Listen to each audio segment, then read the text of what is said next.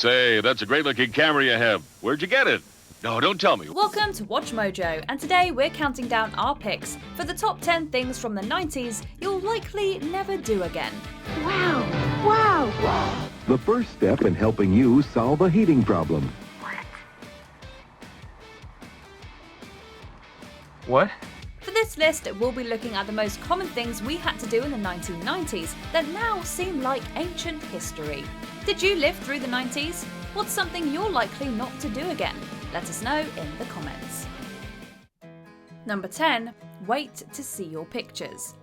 If you were born after the 90s, there's a good chance you've never been exposed to the world of film cameras. Say, where can I get one? Just pick up the phone and call. They had been around for more than 100 years before the era of digital photography took over. Prior to this new media, photos were captured onto a strip of film and then had to be sent away to be developed. Whether you used a modern 1-hour photo center or sent them away for a few days, you had to wait at least a little while to see how they came out. Even worse, most rolls of film could only hold around 25 pictures or so. But you tended to end up with less because someone was always covering the lens with their thumb. Number 9. Crank the windows down. Although this feature can be found on a handful of modern cars, for the most part it's a thing of the past. Today you push a button and the windows in your car roll up and down effortlessly.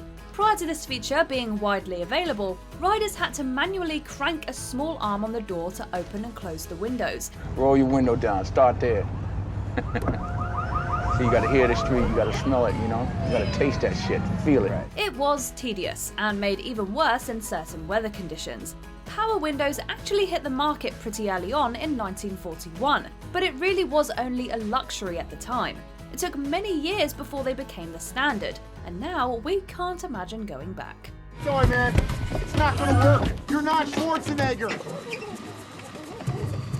How is that possible? How is that possible? Number 8. Use a payphone.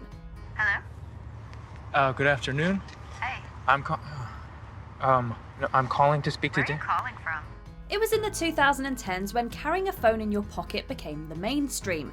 Not only do most people carry some type of mobile device, but also, more often than not, it's the primary, if not only way people stay connected. Yet, it wasn't that long ago that things were quite different. Really? Yeah. Payphones were physical booths with corded telephones that a person could put change into to make a single local call. They were found in malls, gas stations, restaurants, and virtually anywhere you might need to make a phone call from. Most payphones have since been retired, and the ghosts of those left behind are considered relics of an era long gone by. Kind of poetic when you think about it. Hi, time's up, 58 seconds. Right. Number 7. Use a floppy disk. How we store information for our electronic devices have come a long way. It's hard to imagine the likes of cassette tapes or punch cards being used to store computer data.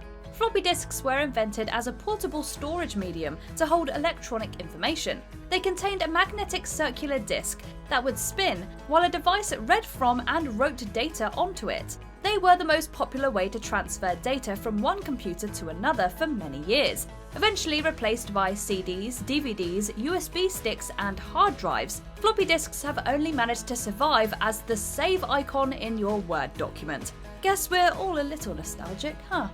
Number 6. Use a phone book. Wood's not cheap. There's oil. Carry is the fireplace. How about steam? You gotta have insulation. I know electric. Hold it. Sorry. Hold it. The first step is the yellow pages. Do you know the difference between the yellow and white pages? If you were born in the smartphone age, probably not. Every year, homes would get a copy of these delivered to their doorstep. If you needed someone's landline number, you'd open the white pages and look it up. When you needed a plumber or wanted to order pizza, you'd dig it out of the yellow pages.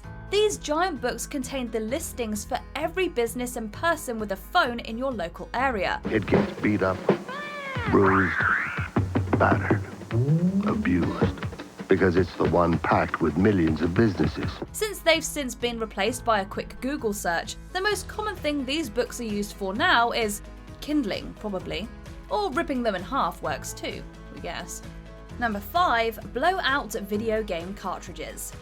If you owned the original Nintendo Entertainment System, there's a good chance you did this. Every so often you'd put in your cartridge, turn on the console and get a weird glitchy screen. Turning the console off, you'd retrieve the cartridge, blow into it, and then put it back and try again.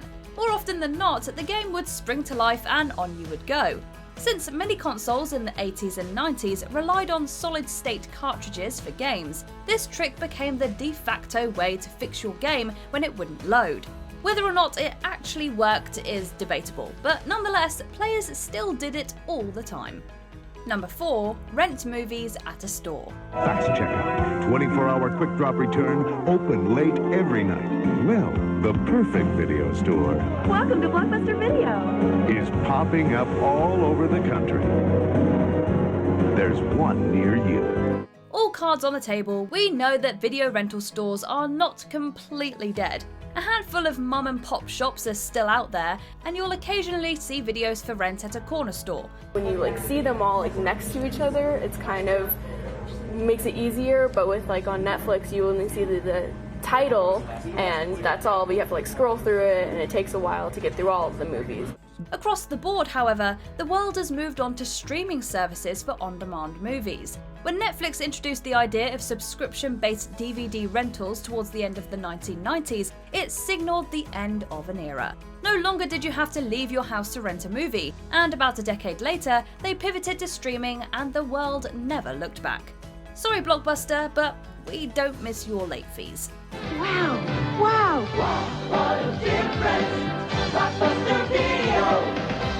Number 3. Record songs on cassette.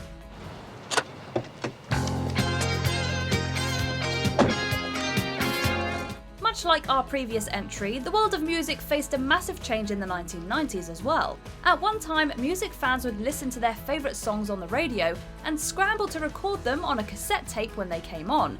Then along came Napster and MP3s, and the world changed forever.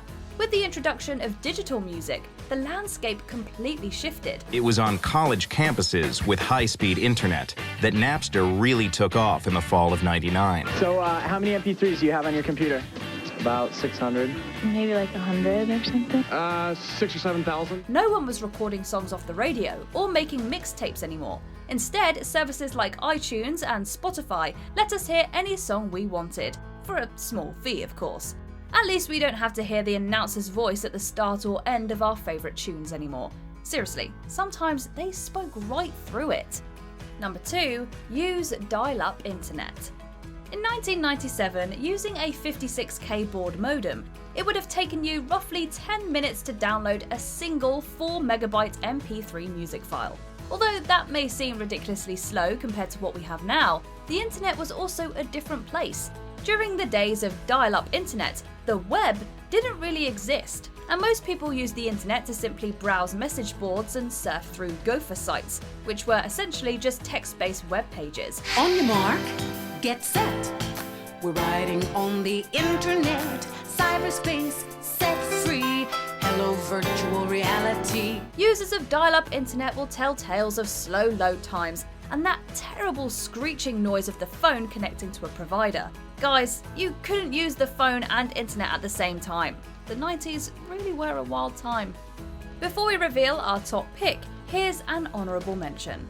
Run back to the TV after commercials. It was kind of like a game of cat and mouse to see whether you'd make it back in time.